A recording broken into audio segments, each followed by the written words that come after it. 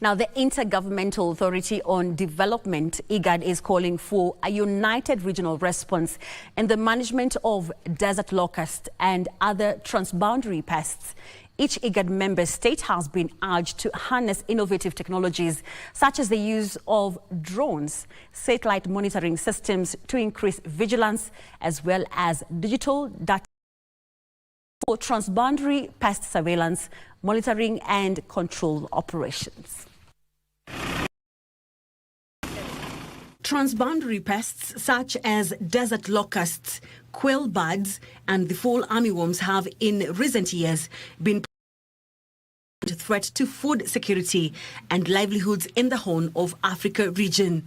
Speaking during the IGAD meeting for the steering committee and ministerial meetings on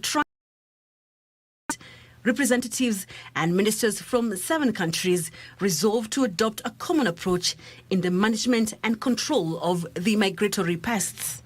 The challenges posed by transboundary pests are significant, but by working together, develop and implement strategies that will protect our agriculture and secure our food systems. They resolved to establish a comprehensive data and information center for transboundary pests, regional cooperation, improve pest management strategies, and facilitate the timely exchange of crucial information. Adopting harmonized policies and regulations to measures, preparedness and responsive mechanisms, and to increase knowledge exchange and capacity, particularly in the use of biopesticides.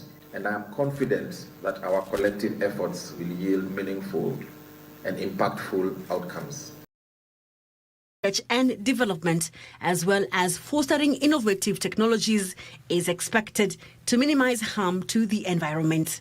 He says prioritizing capacity building and training communities, extension workers and relevant authorities will enhance the ability to manage the pests.